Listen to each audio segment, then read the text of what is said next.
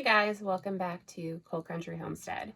So one of my favorite videos that I watch of my fellow YouTubers is pantry tours. So here we are today and I'm going to be sharing mine with you. This is like really an intimate look into someone's home, so don't expect anything very aesthetic, but I'm excited to show you because this is a lot of hard work. This is our basement where our CANTRY is located, and we are Coal Country Homestead, and we have coal heat. So you will see dust like any coal heated home, but again, I'm excited to show you. So this is again part of the Three Rivers Challenge for the month of January and February. I will be working through the CANTRY as well as our regular pantry, our freezers, and I'm going to also share with you one of my favorite things in our home that Zach built, and that will be our spice rack and my cast iron storage. So I'm excited to bring you along. Let's get started. All right, so I am about 5'7", give or take, and I am barefoot right now, so that gives you an idea of how tall these shelves are. Zach, what do you say? 6.5 feet? I don't know. We'll get back to you on that. But you can see here, these are tall. So we have a lot to go through here. I just counted roughly, and there are over 80 varieties of items that we've canned. So we definitely like variety. So let's do this. This is the very last jar that we have of our peach preserves. This was one of the favorites. My daughter loves this on toast. Peach preserves.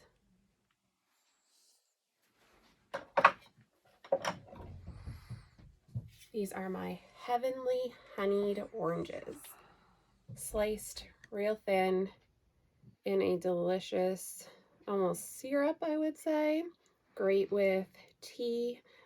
Real nice to put on a charcuterie board as well. So heavenly honeyed oranges.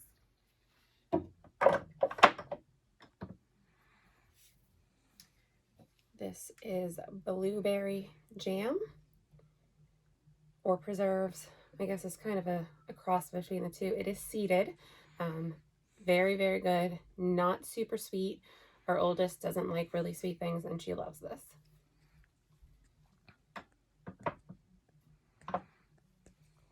Triple berry jam. This was a project I took on a day that I had way more stuff to do than time to get done. But I had some frozen berries, various bags that I felt like were starting to go to waste, and that was how this became. This is really good too, mixed with like a cream cheese frosting, and as a fruit dip, super good. Blueberry syrup. This makes the most delicious blueberry lemonade. It is a family favorite for sure. Can also be reduced to be made into like a pancake syrup or any kind of drizzle. Real good.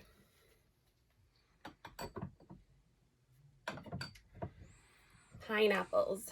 If you watched our who, what, why, and when video, you've already seen that this is one of our favorite canned items that we can't grow here on our homestead, and super easy to do.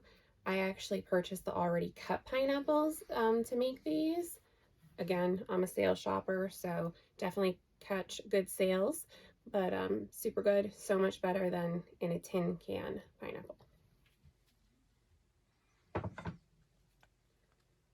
Here we have two varieties of mango. We have the big slices or the sides of mango, and here we have little tidbit pieces. This is so good over vanilla ice cream.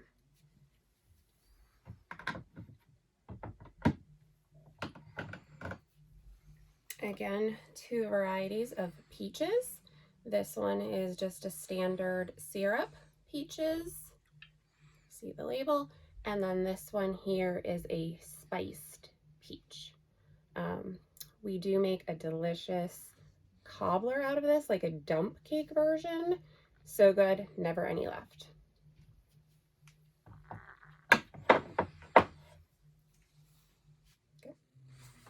All right, so we just left Jamland, which I don't make a ton of those because we don't eat a ton of sweets. And now we are in Pepperland.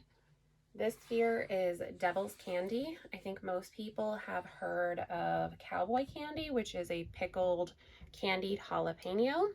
I do a blend of spicy peppers, hot peppers, and I make almost a relish, and I call it the Devil's Candy. This is a favorite of Zach, right? Mm-hmm. Then we have our, these are pickled sweet pepper strips. These are great on sandwiches or even in a roast. Super, super good. This is our Screamin' Hot Pepper Relish. If you live in the Northeast and you've ever had hot hoagie spread on an Italian sub, this is very similar to that. Super good.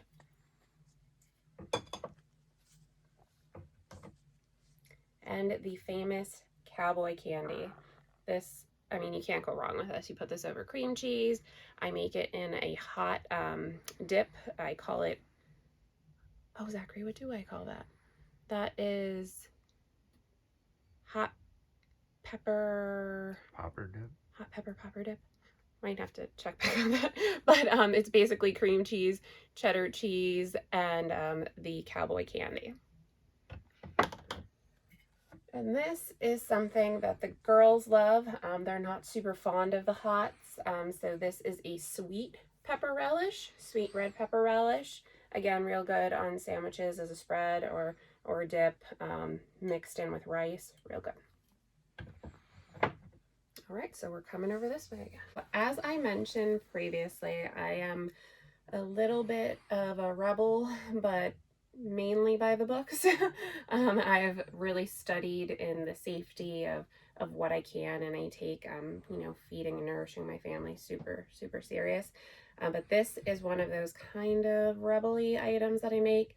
It's Italian diced tomatoes. So basically it's just like it says, it's diced tomatoes with herbs, onions, real good.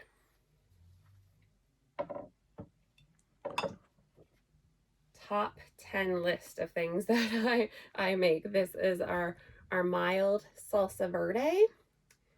It is made with the green tomatoes at the beginning of the season when you are just dying to can something and you have all of these green tomatoes that are not ripening fast enough. This is your friend right here. Not made with tomatillas, so don't get it confused with that. It's made with green tomatoes. And a fact to know, green tomatoes are always more acidic than red tomatoes. Acidity varies in tomatoes, and that's important with canning. So this one is a favorite, and it's mild, so my kids love it. This one here, and actually this row here, is a hot, more of a pico style salsa. So it's made to be real fresh looking. It's not to look real cooked, even though it is processed. When I use this, typically I drain some of the liquid off and then make it just like a fresh dip. And the liquid is wonderful as a rice base.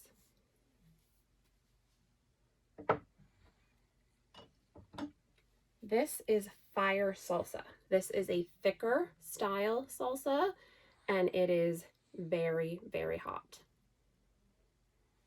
If you can tell, we like salsa. Canned bruschetta. And I'm probably saying that incorrectly like most people, but this is good just as is over some toast, real fresh, or you can put this over a chicken bake. Super good. This is something fun here. This is actually not a canned item, but this is a dry mix for dog treats that we make for our dogs. We treat them just like our kids. corn salsa. So this is actually a water bath safe canning recipe. Most times, because corn is a low acid food, you would have to you would have to pressure can it rather than water bath per standard canning practice. So, but this can be water bath because of the acidity that is added to it. And this is really good as well. Here we have stewed tomatoes, and these are made with Brad's Atomic, Zachary, right? These are Brad's Atomic tomatoes. We purchased them from Baker Creek. Rare one Seeds. Of our favorites. Yeah, it's one of our favorites. And as you can see, they're green. So they actually stay green when they are ripened, and they're stewed tomatoes. All right, so this is kind of salsa land. And we're going to come back over here. We have another pepper here. This is a sassy and sweet. So this is a little bit of a mix of hot and sweet pepper strips. We like peppers, obviously. This is actually a recanning project. So I live in Pennsylvania, and we have a lot of bent and dent can stores. And I purchased a huge, let's see, do I even have one here that I could show you? I don't think I do. Huge jar of hot pepper spread that you would put on a sandwich, eat fresh, however you like it. If you've never tried it, it's hard to explain how it tastes, but if you know, you know. We weren't going to use that whole container in one sitting, so I opened it, I took it, and I did a recanning. All right, so we are moving into tomato land. These are all various tomato sauce products. This one here is our roasted tomato sauce. This is a batch from this year, and I really hope that this shows on camera the color variation. This one's more of an orangey because of the type of tomatoes that I used to make this.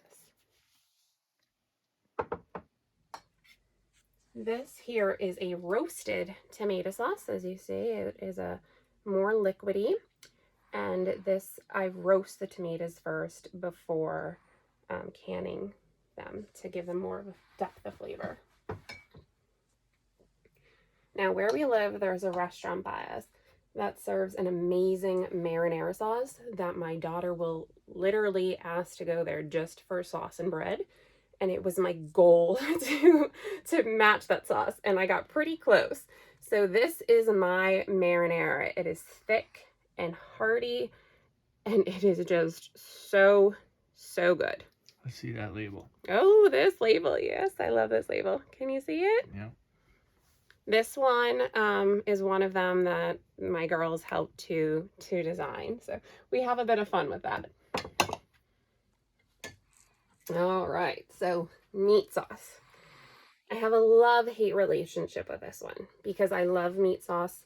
We like a lot of Italian food. We like flavor. We like all of that. But I'm not super fond of canned beef at all. It is great for convenience, and it's certainly edible. I mean, we've consumed quite a few jars. I think we have 3 left back there, but not my favorite texture. And this one is tomato soup. Can't go wrong with a grilled cheese and tomato soup on a cold day. Tomato soup. Okay. All right, so this shelf is a little bit of a mismatch of different things that I tried and kind of, kind of an experiment per se. But this one is definitely more of a rebel canning item. This was inspired by Rachel over at that 1870s Homestead. I love them. These are caramelized onions. It's a great convenience item to put on a roast, a steak, on a burger. Burgers. Super good. Oh, and I make a delicious caramelized onion dip with these. Yeah. Now that one was inspired by Becky over at Acre Homestead. She had a wonderful caramelized onion dip, and I was like, I wonder if I can make something similar. So check both of them out if you haven't. as we told you, you may hear our dogs barking, and that's them up there. So if you hear them, I apologize. Here we have our red cabbage slaw. This is a no dairy kind of slaw, just a vinegar-based slaw. Really good on fish tacos. We do a lot of fishing in the summertime, and we like fishing for trout. So a nice, fresh, grilled or even in the oven with a little bit of pesto on the trout, and this, super, super good. Pickled carrots. These are our baby carrots that we grew, or they're not technically called baby carrots, but they were just little itty bitty guys. They were New Cadoro carrots. New Cadoro. These are just pickled in kind of the same kind of brine that we'd use for the cowboy candy. Really, really good. Now, I will say with the pickled carrots, these are not something that you want to can and open right away. There is definitely like a curing time for them to really absorb that pickling, but super, super crispy. We don't like a mushy pickle of any kind. Here our entire whole, it's a variety of spicy peppers. So just like a pepper popper pickled. And these you can even take out and then like stuff them with a soft cheese as like an hors d'oeuvre. Lots of things that you can use these for. So part of my heritage is Pennsylvania Dutch. My grandmother specifically asked when I started canning if I was going to make sauerkraut. This was our first attempt at sauerkraut. It is a mixture of a green and a red or purple cabbage, so that's what gives it the coloring.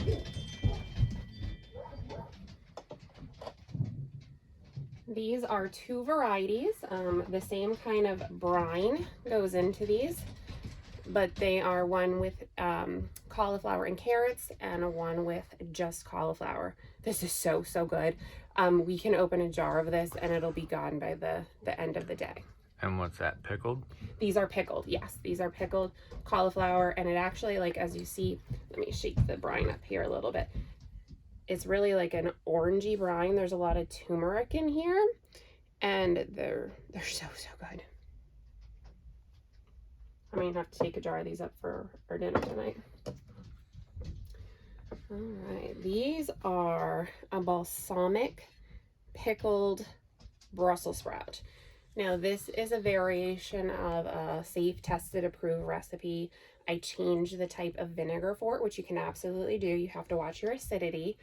And the goal with this is to dump them out, put the Brussels sprouts in our air fryer or in your oven, roast them off till they get a little crispy, and then reduce the brine or the syrup to be like a balsamic drizzle. I can't wait to try these. I canned these a few weeks ago, and I'm waiting for them to really get the flavor in them. So this is Juice Land here. These are whole grape juice. So basically you can this, you give it its time to really cure, to how do you say that? Absorb to absorb it, or to like a tea. To steep. That's the word I'm looking for. Thankfully Zachary's here for that. So you're giving it time to really steep the flavor out. This is a white grape. Then we have cranberry juice, and this one I did actually juice the cranberries and then just can the juice, so this can be drank at any time. I did do very low sugar. I did honey as a sweetener for this. I can't have a lot of sugar, and so I wanted something that I could enjoy, and I like a really tart cranberry juice. And if you've ever noticed, if you've gone to buy cranberry juice in the store, even if it says 100% juice, if you look at the label, it's like a blend of juices. So this is real cranberry juice. All right, so this is a red grape juice. Has a nice little pink color to it, and again, just waiting some time to give it its time to steep. And then when we open those, what do you think you're gonna do with the grapes? I'm not entirely sure. I might try and use it in some kind of like baked good, and to not waste them. I mean, at the very worst, they'll go to the chickens. Yeah, I mean, chickens can have them. Yeah. So we'll turn those grapes into eggs. So, back to this side. All right. So I did show you some of these already of the roasted tomato sauce. Up here I have a pint. These are the quart sizes of the roasted tomato from this year. And it's very normal. If you're a new canner, you see a lot of things that you're like, oh my God, is this safe? It's very normal to see some separation down here. That just means that there's more water content that you didn't necessarily cook off during your canning process. So you had some nice juicy tomatoes. This here is chili. In Pennsylvania, we have beans and meat in our chili. I know that's controversial in some parts of the country if you put beans in your chili, but we do. This is a great convenience dinner. I don't mind the ground beef in this per se, texturally. I think because it has all the beans and then you top it with sour cream and cheese and onions or put it over nachos. This one's a good one. This is pulled chicken barbecue. One of the favorite dishes in our family is like a really simple pulled chicken over nachos. I think it's one of the things that won Zachary's heart. And I was able to can this and it's really good. Again, nice convenience. You will see a lot of our things are more ingredient based than actual like dump and make meals. I like it that way because I like spending time in the kitchen, but what works for our family might not necessarily work for yours, and what works for you doesn't necessarily work for us. So I have a little bit of both to show you here. Now this one is end of season tomato sauce. So this is a mixture of green tomatoes, red tomatoes, and that's what gives it its color. I roast the tomatoes before making this, so it does get some of that tartness out of it, but this is really good in a like baked pasta dish with some ricotta cheese. Real good. Now, if you have kids, most likely you've seen the movie Luca, right? Our kids adore that movie and they make this pasta in there. It's called Luca pasta with pesto and all like real fresh ingredients. This is a sauce very similar to that. And this is our roasted green tomato sauce. So I have the green tomato salsa, the salsa verde, and then we have our roasted green tomato. This is good on a pasta with some feta cheese even, or fresh Parmesan. Quick dinner and jar. These are Kickin' Honey Maple Carrots. Again, the liquid that they're canned in, I plan on reducing down to a syrup, roasting the carrots, and just a quick side dish. So we're going to come back over here. Now, I do know that this is really like a Pennsylvania thing. Kibasi, it is a sausage type. It's really hard to explain if you've never had it. I don't know, would you explain it anyway, Zachary? It's kind of a smoky flavor. It's definitely different than regular sausage. Yeah. I mean, if you don't know, I mean, I feel like everybody knows what kielbasa is. Where but we live. Yeah, so I mean, kielbasa, when you buy it from the store, at least like around our area, it's basically already cooked. It's cured. It's smoked. It's ready to be eaten. So it's hard to compare it to any other kind of sausage. But this is, again, meant to be a convenience. This is kielbasa with sweet potatoes. This is a dump and have dinner ready in a 10-minute dish. Again, we have kielbasa. Now, my daughter, she likes to say that this is her end of world jar, that she'll be eating kielbasa with eggs. That's not really eggs. They're just peeled baby potatoes with green beans. So needless to say, I think we can guess that this is probably not her favorite thing that I make. But this one definitely is on her top list. French onion soup. Oh, so, so good. Dump this in a pot, little, individual size bowls. Put some croutons or some crusty sourdough on the top with cheese and put it under the broiler. You will thank me later. Yeah, that's one of my favorites. This is a chicken tortilla soup base. So this is more like a Tex-Mex kind of soup. I've worked in the restaurant industry more years than I'd like to count, like 10 years. I don't any longer, but a few of the restaurants I worked in served really good chicken tortilla, and I wanted to replicate that. So if you see, there's lots of like tomato, corn. It's real good, hearty, kind of has a little bit of a kick to it. But when I make this, I mix in either sour cream or cream cheese, whatever I have on hand, to give it a little creamy texture, and top it with some crushed tortilla chips. It's good.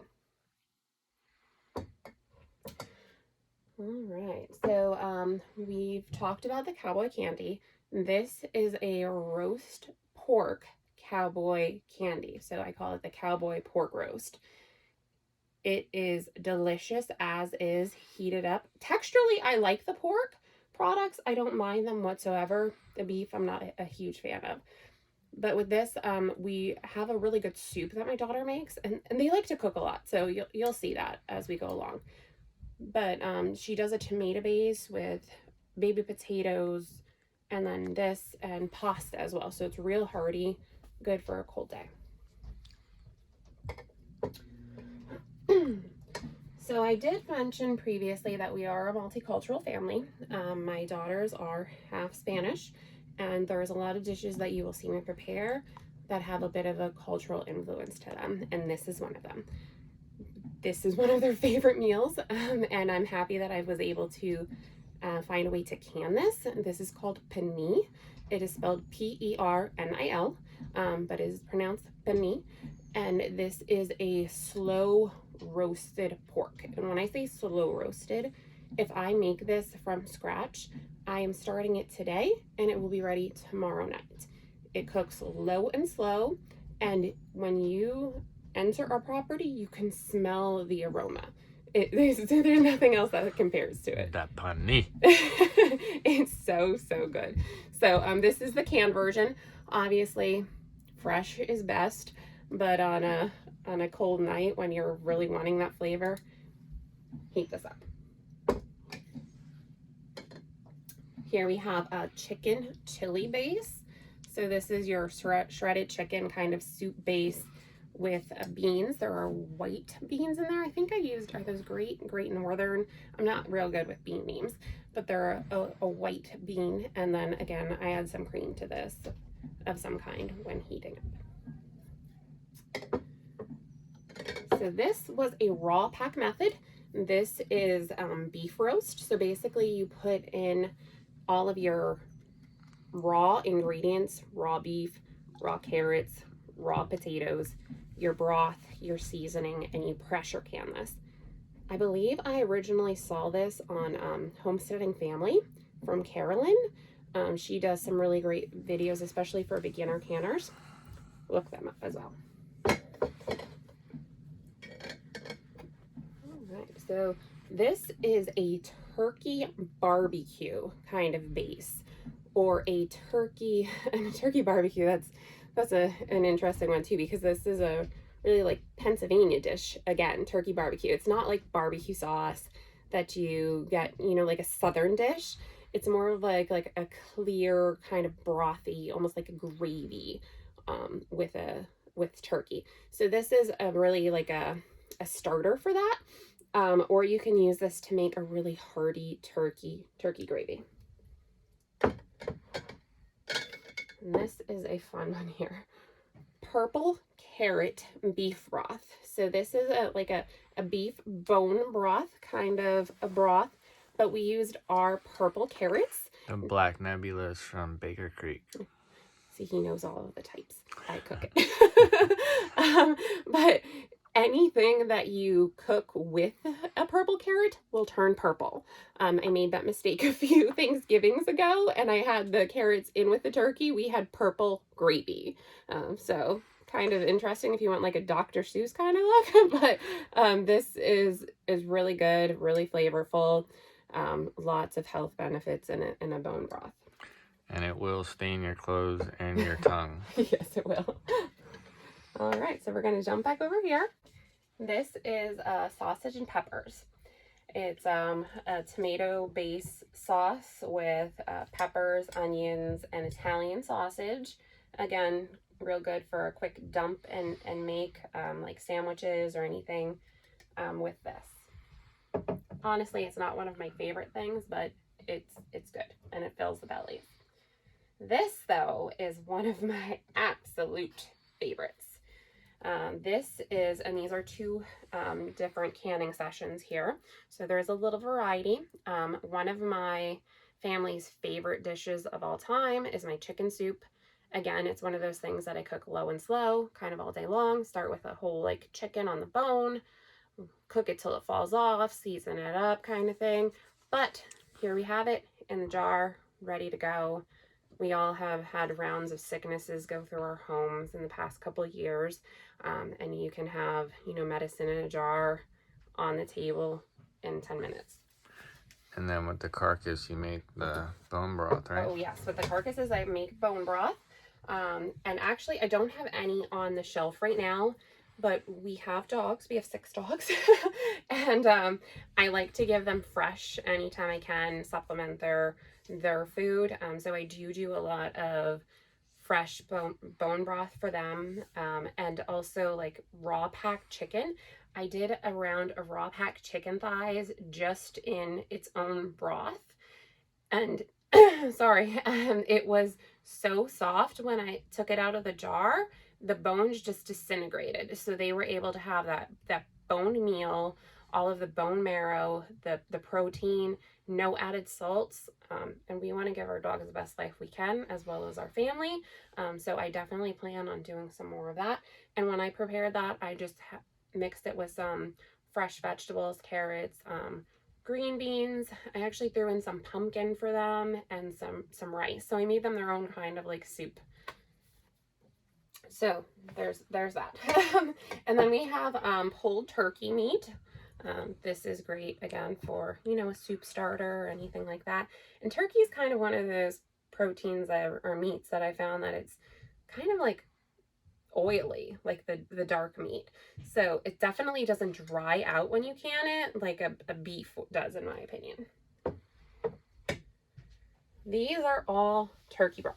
So I don't believe in wasting. Like Zach said, I use the carcasses to make broth, and as you see, these are all different sessions, so there is some variety in coloring here based on what I put in the broth. Sometimes if I have carrots laying around or some onions, I'll throw it in, some celery. So based upon what you put in is what you're gonna see. So we're back to this side. All right, so we're back on this side. This shelf is kind of our hot sauce land, but we do have a few other things over here. This is a Trinity soup starter. This is a recipe. I think another name for Trinity would be like mirepoix. Is that right? Don't quote me on that. I'm not that great with the technical things, but this was a recipe inspired by the Canning Diva. I have, I think, all of her books at this point. She has the complete guide for pressure canning. A lot of good recipes in there that I have used. This is not in any of her books yet, but I do follow her on her social media and I saw it. So definitely tried this. This is with our own homemade, homegrown celery, carrots, and onions. We grew onions this year and we definitely plan on growing a lot more. But this is great for, again, a starter for soup. Possibilities are endless with this. Even like stuffing. I mean, there's so many things that you could use this for. Or dressing, depending on what you call it. This here is another one that my grandmother specifically requested. Growing up, my great-grandmother canned, and she has memories of having what she couldn't even tell me what it was called. But she was like, I remember having this. It was so good. It was pickled. They looked like, I don't know, like these little stumpy, she couldn't tell me what it was, but they are sunchokes. Never ever heard of them before, but we were able to track them down. It's a very like fibrous kind of root vegetable. They're not in the sunflower family or the artichoke family, so complete false name, but they're called sunchokes, and they are a root, like tuber. And it grows a pretty flower that looks similar to a sunflower. But these are pickled, and then these are red peppers in the top here. Also known as Jerusalem artichokes. Yes, but again, not an artichoke family. This is garlic infused oil. We like a lot of flavor and garlic, and this is an infused oil. Now this is heated, processed with garlic. Nothing was raw. You have to be very careful when infusing oils, especially with herbs or garlic, onions, rosemary, anything that you're infusing oil with. You have to be very careful because there is a high risk of the big B word with oils if you do not process them correctly. Here we have sweet pickle relish. I actually made a batch of pickles and I wasn't very fond of the texture. Like I said, we don't like mushy. So I turned it into relish, and this is one of the best relishes that we've ever had. In fact, we are down to 2 jars left. We didn't have a great cucumber year this year, so we definitely have to plant more next year. Yeah. Now this is probably Zach's favorite area. He loves the hot sauces.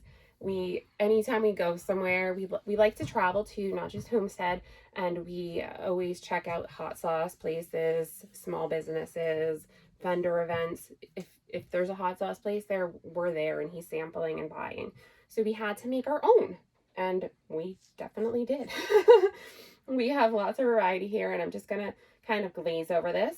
We have our Santa Fe flamethrower, and I will say that Zachary actually got into the kitchen with me for this and helped with the processing and making this. This is a really thick, I don't know, like hearty. That's kind of a weird term for hot sauce, but it's really good. This is like toss your wings in, kind of stick to the meat kind of hot sauce. Yeah, it has a really good flavor, and the Santa Fe peppers that we used are supposed to not really be that spicy, but for some reason they were super spicy this year, and it ended up being a great hot sauce. This here is our red habanero hot sauce. I love the coloring of this. It's so vivid. And again, all of these have cute labels that the whole family has taken part in. Especially the youngest, she designed this label. So this one is Zap. It's our green cayenne hot sauce. And this is to be similar to like a green, almost like a Tabasco, but Tabasco is made with jalapenos. Tabasco is made with Tabascos. Green Tabasco is made with jalapenos. Look it up. Okay. This here is our Aji Cristal. Am I saying that right? Hot sauce. This is my favorite out of them so far. It has a lot of like garlicky flavor to it. We've had this on tacos. Our tradition every year for Christmas is we don't do a traditional Christmas, we do tacos. And we went through a whole jar of this almost at our Christmas dinner. So the kids even like this. This is our Tropical Sugar Rush Peach hot sauce. What a cute label. The pepper for this is the Sugar Rush Peach, yeah. Which are they ripen to a peach color, and they have a nice sweetness to them. They're almost like a hot snacking pepper. They have a little bit of heat, but a really, really good sweet flavor. So now heat is subjective, right? Because Zachary will wander through the garden snacking on all of the hot peppers, and then catch one that's really hot, and you see him change to how many shades of red. And I don't do that because I can't take the heat as much as he can. So heat's subjective. This here is our hot Hungarian wax pepper hot sauce. Wax peppers are always super productive for us. I don't know what it is about our soil or our climate, but they go crazy. So we decided to do a hot sauce. And I use the hot Hungarian wax peppers in the cowboy candy blend that I do a lot because of that. This is our serrano pepper hot sauce. Green. I love the colors of all of these. We have our pineapple jalapeno hot sauce. This one, I really intended for it to be more like the green Tabasco because that's one of my favorites. But it does have a nice flavor of the pineapple. And I will say I used actual pineapple to make this. I didn't use pineapple juice. And in the future, if I made it again, I would just go right to the juice and skip the pineapple itself because texturally I had to strain it and filter it many times to get it to the right consistency. Then we have our yellow habanero hot sauce. I just love the color. I know I've said it many times, but how cool is that color?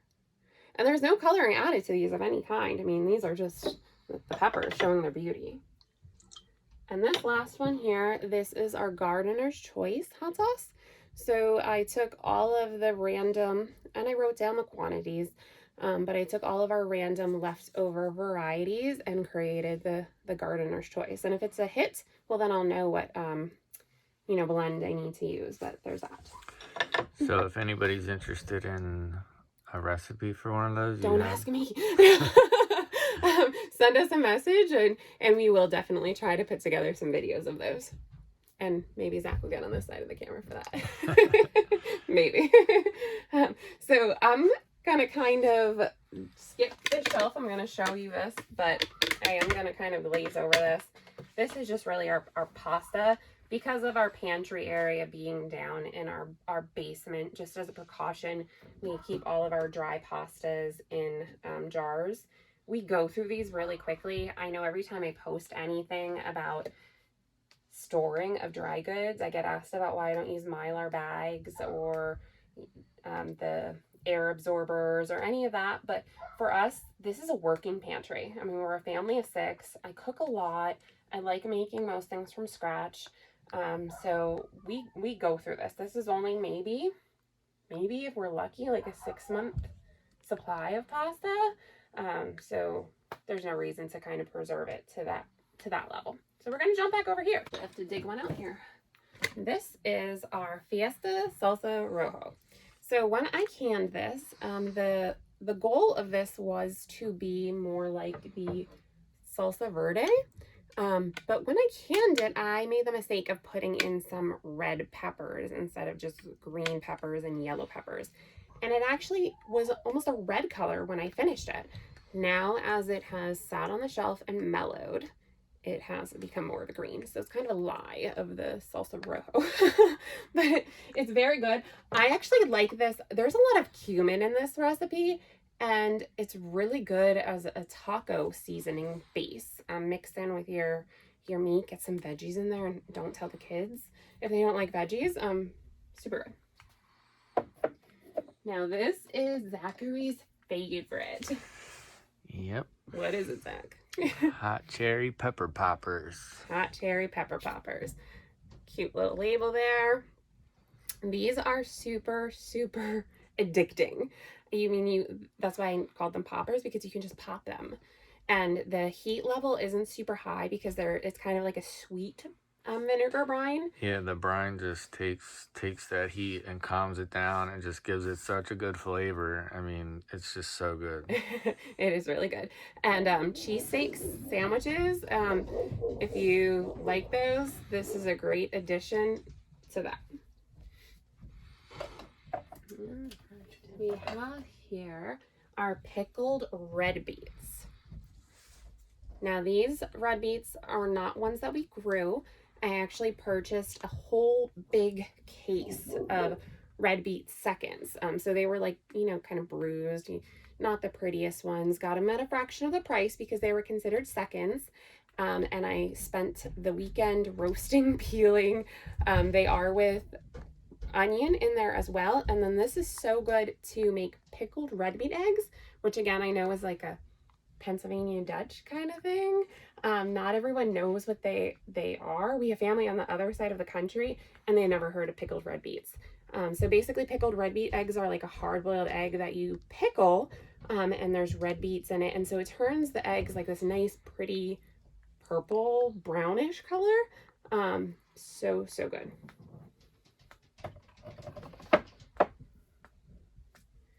These are an Italian marinated mushroom.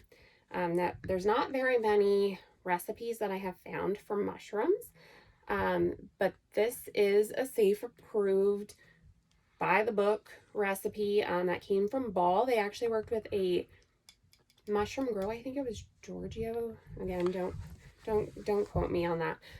But together they developed this recipe, and these are so good, just like on a salad, fresh out of the jar. They have like an Italian dressing kind of kick to them. This is my very last jar of Italian of onion broth. Now, I know you might hear onion broth and go like, why would you want onion broth? But it's really good to mix in roasts, to use as a vegetable broth starter for soup. This I actually saw from the Needy Homesteader.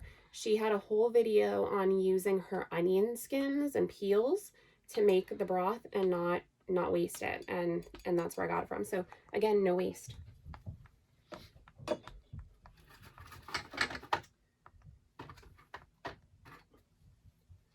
Caramelized onion jam. Now, let me grab another one here. I have multiple sizes of this one. Caramelized onion jam. So again, I'm really showing my Pennsylvania side today. But we have these things called pierogies in Pennsylvania. It is like a dough filled with like a mashed potato kind of thing. And then they're served with butter and onions, or they're deep fried. This caramelized onion jam on the soft sauteed pierogies is so good. And again, you can use this as a quick starter for a dip, a topping on burgers. It's good. All right, I'm gonna jump back over here. Hot pepper mustard butter. This is another recipe that was inspired by Rachel over at the 1870s Homestead. It is a mix, like a condiment, of course, being a mustard, but it is addicting. I mean, you could eat this with hard pretzels, with soft pretzels. You can, like cheese and vegetables. I mean, you can put it on anything. And it is like mustard and then cooked down hot peppers. It gives it a real good, like, spicy kick to it. I could eat this on any sandwich. And again, that lovely Rachel over at 1870s Homestead, she inspired this one. This is definitely a rebel item that I have, and I might catch a lot of heat for this, but these are reused store jars. Yeah. But stay with me. These store jars are commercially processed. They use them in factories. I mean, these lids can be reused so many times. Now, I have only done one round of reusing of this jar and processing it, and that's a seal. That is not coming undone. I saw a video that she posted, and it said that, what if we run out of jars and you have no idea how to process these store jars? What would you do then? So I took it upon myself to do a very safe recipe. These are pickled banana peppers, and I used my reused store jars, and they're great. This is another cranberry juice, and again, I did this in a store jar. So there's that. Here we just have some purchased olive oil. I'm just going to skip that. And then we have chicken broth. Again, like medicine in a jar. So good. Does everyone want to see the dry goods too on the bottom? I don't know. That's kind of a... Yeah. we'll glaze over those. So this is my kind of like fats section here. We have our olive oils, we have our sesame oil, walnut oil. Our oldest, she likes to do a lot of baking, so we have various things. And then we have her favorite pickles back there, which are store-bought. I mean, can't have everything, right? We have our bread flour, our all-purpose flour, our brown sugar. Now, something that you will see too here, our buckets, most of them have these twist top lids. They're gamma lids. And again, I don't line my buckets. I buy food safe buckets. I don't use the Mylar bags or anything like that. We go through these, especially like around the holidays, in a month or two, and then we need to replenish them. So we'll jump over here. Over here we have some more pickles that we like. I have a whole big jar of sea salt down there, and we have our white sugar, our wild and brown rice, and various baking mixes. So our youngest is still learning, and so these are some quick options for her to bake. So that is this section of the pantry. So we're going to move on to some of my store items. This recording has been interrupted by the children that are looking to get stuff to make dinner. So let us pause. All right, so here, this is kind of my store-bought mess. We have a shelf of fruits, proteins, tunas, chicken, some quick, easy convenience for the kids. We have a lot of, we do still have some canned pineapple. And then we do have like pie fillings, canned pie fillings. I haven't personally canned any pie fillings. We honestly don't eat these a lot unless we're camping. There's like a pie iron thing that we do. We're called mountain pies. And we do like to camp. So we always take this with us as an option. And we're tent campers, so that doesn't need to be refrigerated. We have some more fruits, some condensed milks, some various soups, kind of like starters. And then we have some tomato products, diced tomatoes, kind of like a rotel, some more tomato products. And then this whole shelf down here is beans. As I mentioned, multicultural family.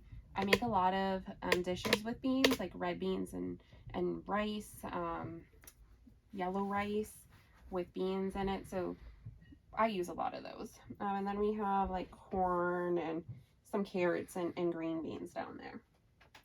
I do often get asked about how to store empty jars, and I don't necessarily have a huge or like a earth-shattering explanation for that, besides that we have a separate shelf where I shove all of the empty jars or new jars, and I try to keep it organized. But a lot of the times this kind of looks like a war zone over here. So this is where our jars go. I do want to just jump back over here for 1 minute. Beautiful shelves that Zachary built. I do plan on doing a whole video on how we made these. They're made of red oak, and then this is pine, right? Trimmed in pine. So red oak has the highest weight bearing capacity of the woods that we looked at, but we do have all of the dimensions for how we made these, and we do plan on actually having this whole wall be this kind of like built in look. And often I'm asked too about, am I worried about my jars falling off the front?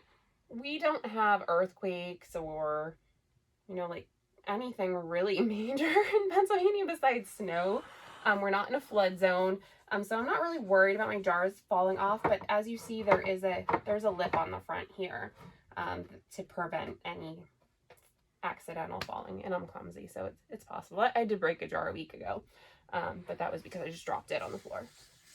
So we will do a full video on how this was built, what we love, what we don't love. I will tell you, we really love it. There's not much that I would change at all. So we'll get to that. I have one more little pantry area to show you. All right, so this is kind of my like cabinet of shame, I'll call it. This is where all of the random sauces, jams, olives, this is where all of the randomness goes from, you know, store-bought things. And I do have a few of like the dehydrated things that we've done in here, but once we have more shelf space, this will get really organized. But I do plan on working through a lot of this for the pantry challenge to kind of work it down and to see what I can cook up.